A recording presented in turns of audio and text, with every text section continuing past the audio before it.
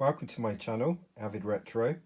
Here we're going to be looking at a very cheap novelty deck, and this is a device by Iron.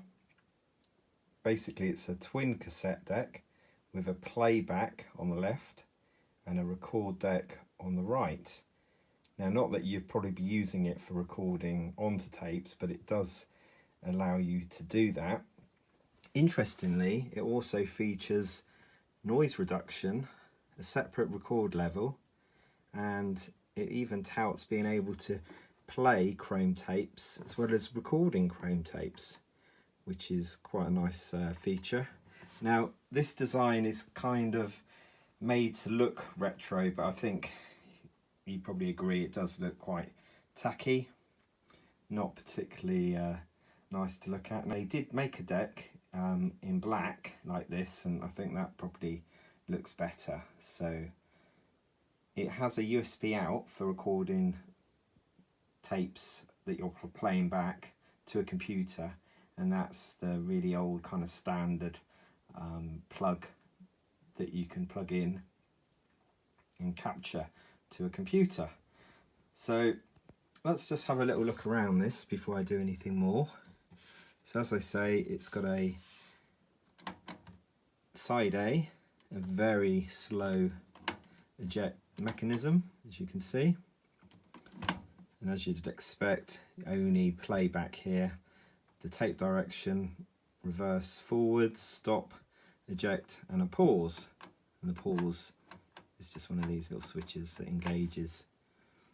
Actually, next to this deck is the power button as well, so we'll look at that in a minute.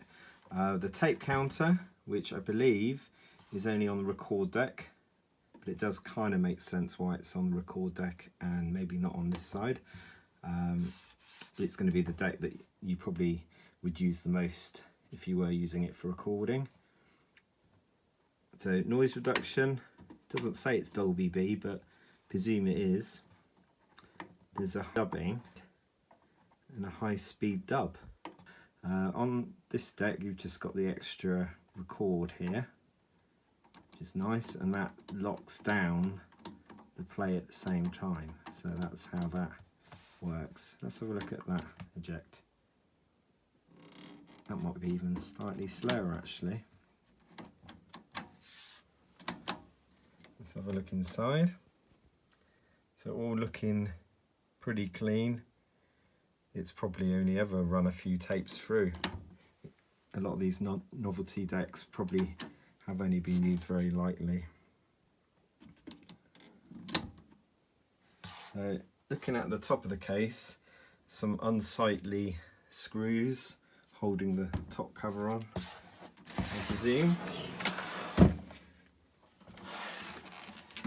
Quite a few screws on this actually. It's all kind of metal with a plastic front, so on the back again this big labelling kind of makes it look a bit sort of tacky really. Now there is a gain on here, and I've read that if this is set possibly past the halfway mark and you're archiving to computer, so you're saving this in a digital format, then it does distort if you have this any kind of way past the halfway mark, so that's something to bear in mind there.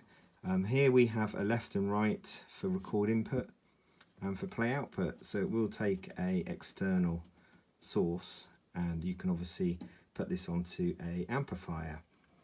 It says it's 11 watts, so not huge amount of power being used, which is always good. This one's a little bit wonky. I think am I missing a foot somewhere?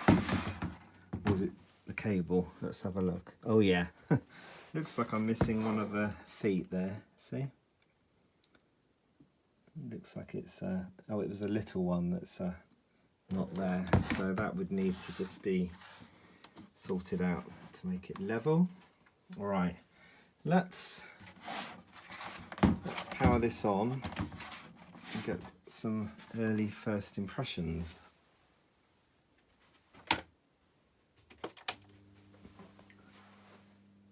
Wow, First impressions are, it's not switched on, but it's got a definite hum. And it's easy for me to tell it's this side, and that's the side of the power.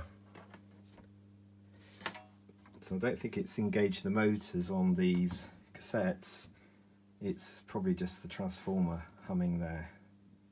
Okay. Oh, I wouldn't want to leave that switched on, plugged into the wall. Were they all like this? I don't know. So it's got this power here. This is only like a soft power. Alright, let's try playing a cassette in here. I'm going to get an old cassette rather than a one that might be worth anything. Okay, so this one goes in like so. Play.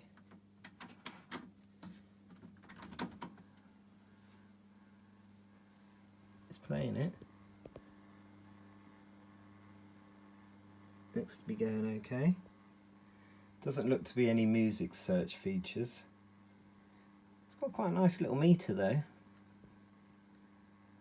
in the front. This tape counter isn't turning, which you would expect. Okay. It's a shame there's no headphone out on this. Maybe it would have been down here where this is.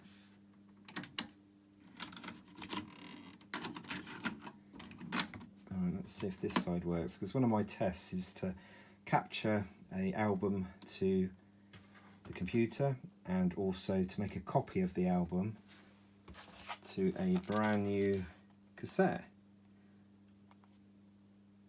When I say brand new, it's unopened. It's a TDK CD-ing 2 and it's a chrome one, so I'm giving this deck benefit of the doubt. I'm going to put a good tape in there. Okay, let's try this side. And that again seems to be working fine.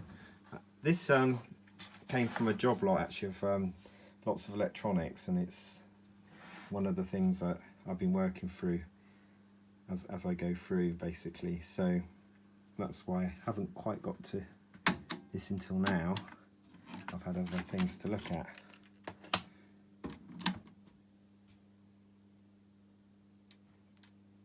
Yeah, that humming is quite disconcerting. What I'm going to do, I'm going to take this off just to have a look inside.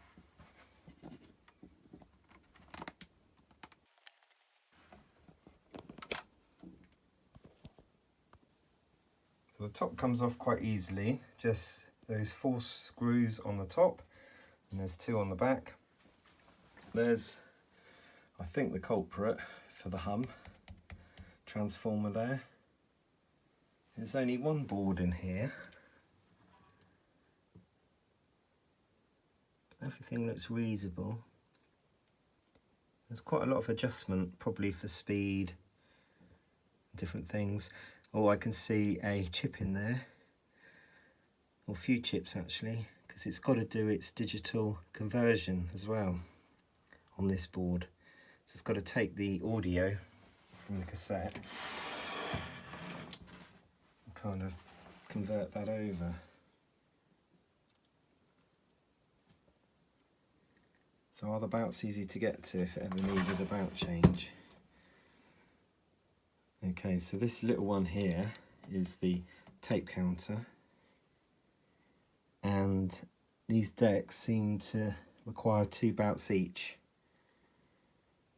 There's a bout kind of set back on this black part that goes down to this flywheel, and then yeah, from the motor to this sort of flywheel as well. So in terms of access, I would say 10 out of 10, because it's just a case of unscrewing this motor, popping that off, and then you've got the access to the bout. So I don't think it would be a problem. It's the same on this side as well. So bout is good, bout access is good. So it's a bit of a strange setup. There's a transformer there, it goes directly to the board. So the board's always powered up. It's a shame because there's room in here to have had a proper cut-off switch for the transformer. So they've got this soft power there on the front. That could have been one of those kind of push-through ones, and that would have been probably preferable because you could have turned that transformer off without turning it off on the wall. Okay, so the feet are just glued in by the looks of it. Yeah, that's the side that's missing a foot. Little board here for some of the outputs. That's the USB output actually on this side, and the control. And then you got the audio side here. And reusable capacitors. It looks like they've glued the adjusters here. So if you were to take it in, I suppose, in warranty and complain about it, they could say, okay, you've been in here and you've been trying to adjust things. So,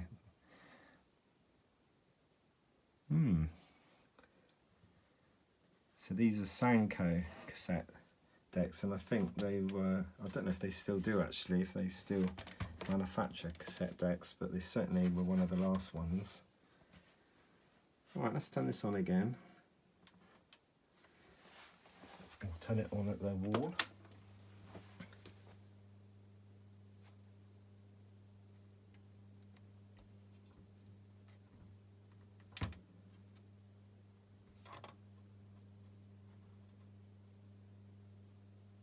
This is all metal sort of casing.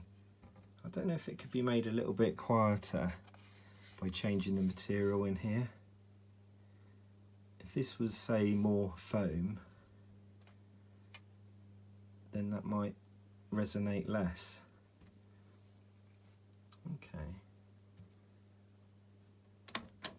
Let's have a look at the cassette working. I'm just gonna press play now.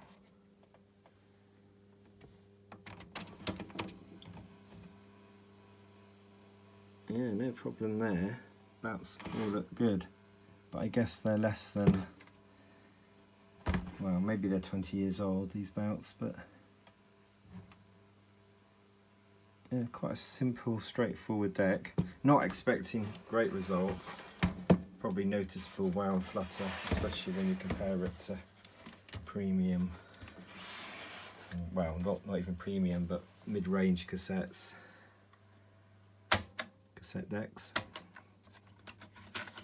I like the damper effect though, the fact that it's working.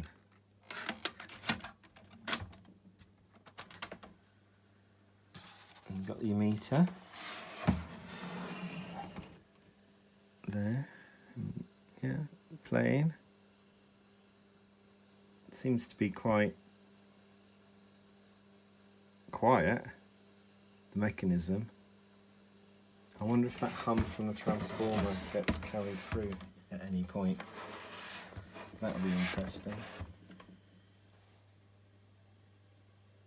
Maybe it's because it's set on this desk. You can kind of hear it more. It might be quieter without the lid on actually. Not that you would run it with the lid off for any length of time. Okay, my plan, as mentioned, is to duplicate a cassette. When I say duplicate, I don't have a copy of this at all.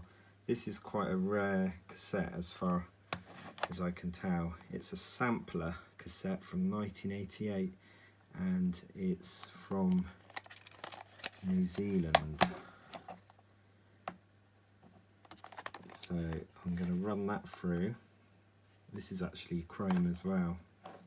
So I'm going to run it through and capture it, and at the same time I wonder if I can make a recording of it onto this chrome cassette.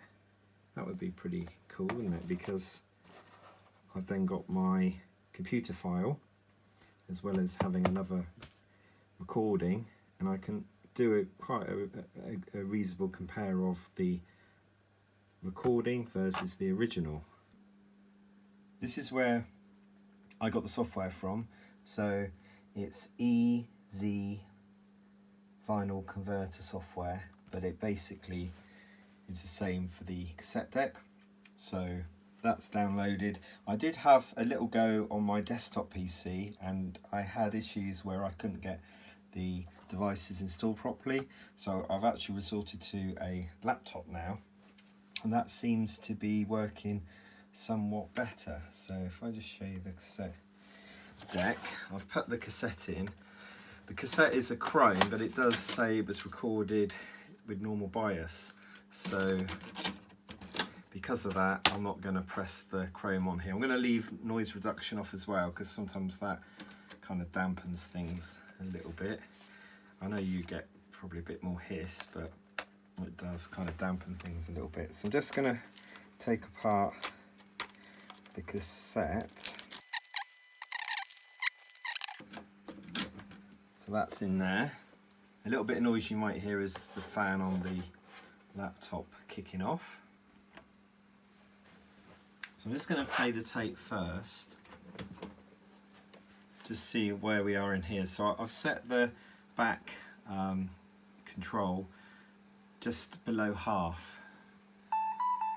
So now it's up to me to adjust it also in here. So there's a gain in here and a gain on the back of the cassette. So I can go obviously right up. I suppose the key, yeah, is we don't go too far up until here. So then that's where you get distortion. Sounds a little bit noisy, doesn't it? Let's just bring it down.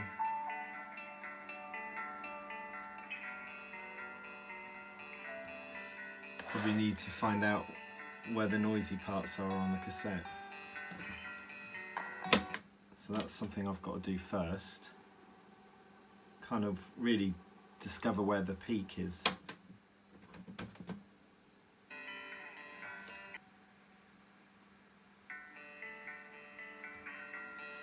Right, let's try that. I can always use software to increase the volume a little bit later. So what I'm going to do is I'm going to be recording on here and recording on cassette at the same time. Let's see if we can get that in. Alright, let's now do play and record.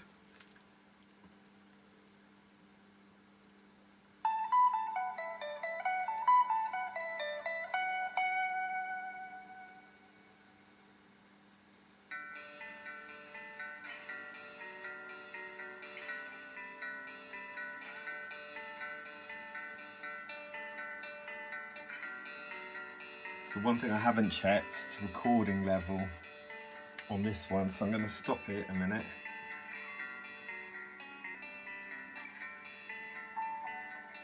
I'm going to adjust recording level.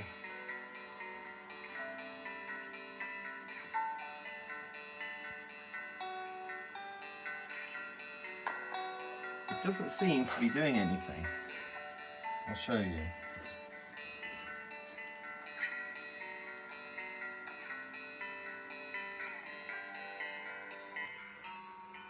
So adjusting this recording level, maybe it's not recording to cassette at the same time, which would be a bit of a shame really. Let's stop it.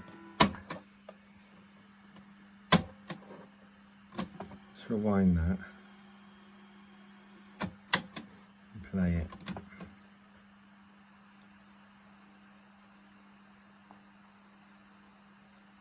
Is it recording?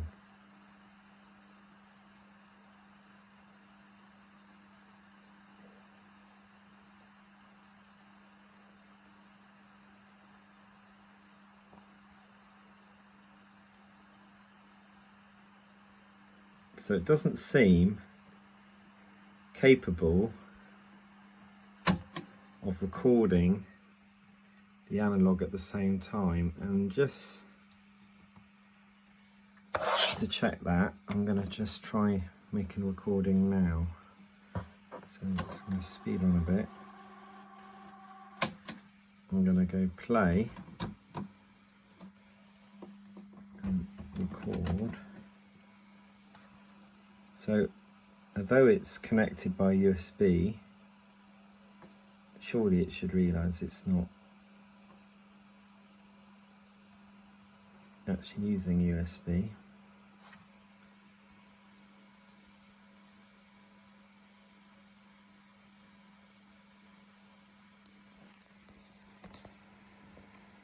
Let's disconnect the USB.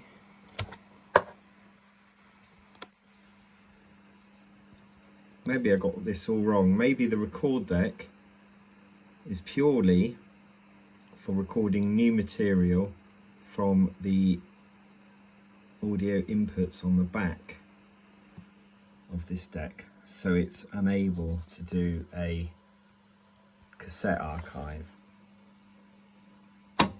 Now I suppose that does kind of make sense, because why would you be archiving on a machine like this to another cassette when cassettes are supposed to be all finished with and not used anymore? So I can see that, but then why offer the recording element as well? So it's all a bit bizarre. So maybe the recording element was really for recording from vinyl or from another source like CD, and then later on you could decide to archive it to computer as well. That's all I can think there. But I was a little bit disappointed I'm unable to do a recording at the same time as I'm dumping it to PC. So that's a bit unfortunate, but that won't stop me making a copy of this cassette anyway, which is what I'm going to try to do. And unfortunately I've obviously opened up a brand new cassette for the sake of it, but I will use that in due course for other things. So let's put that somewhere safe, and let's just get on with the task in hand of archiving to the laptop.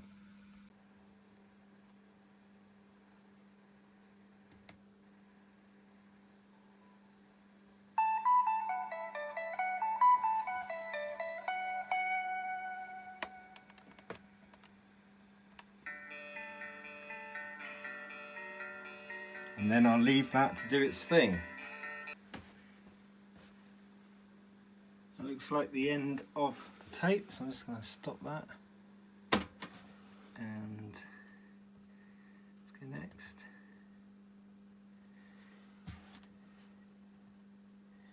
So it looks like it's recorded 6 tracks.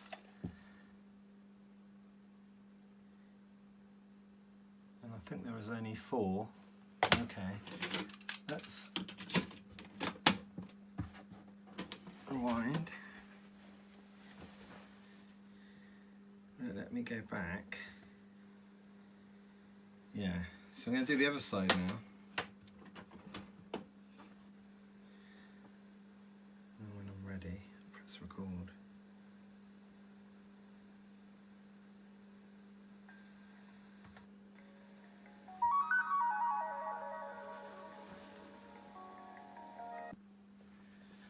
That looks like it's finished, so let's go next. Artist, just going to call it Sun Energy. Album, Peaceful Sounds from New Zealand. Sampler 1988.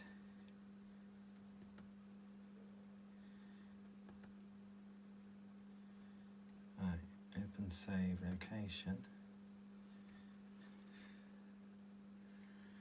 And they're in there.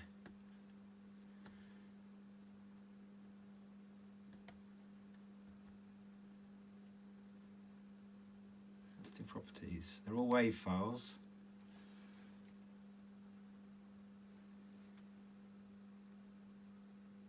look reasonable, don't they? So our bit rate is 141 kilobytes.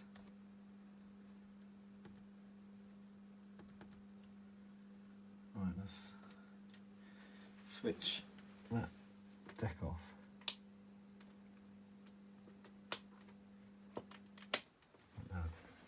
Gosh, it's a lot quieter.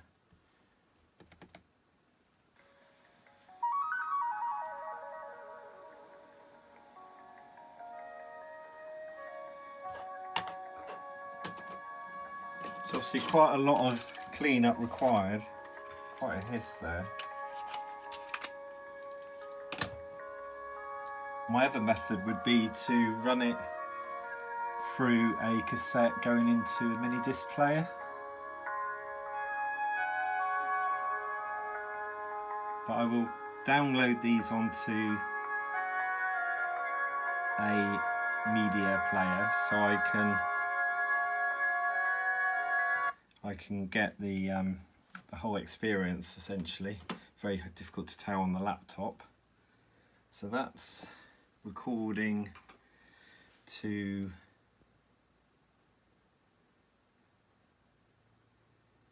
and that is recording using the USB.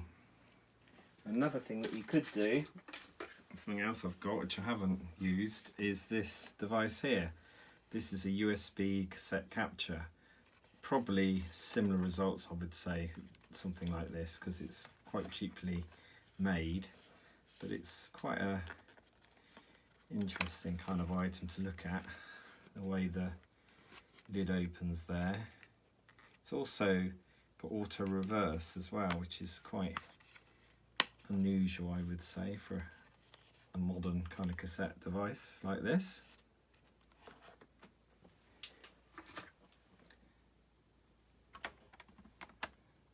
Anyway, thank you for watching this video and seeing that these sort of things can produce some results. Whether or not you'll be happy with the quality of the results is another thing, but quite an interesting device. I think it could have been made a lot better than this, but obviously it was at a particular market, and most people with cassettes probably would have had some quite tatty old cassettes, not really up to much, so I guess that's why this was probably created in the first place, with this kind of spec. But having said that, the deck itself, the playback and record side, are quite nice in that they're easy to work on. You can replace the bouts quite easily on that. This would look out of place just for playback really on a hi-fi setup, because you've got quite a nice display in here, which is I guess a little bit unusual for this type of thing, but that's all I can say about it really. Nice soft eject though. Thank you for watching this video. Please like and subscribe, and I will make some new ones in the future. Bye for now.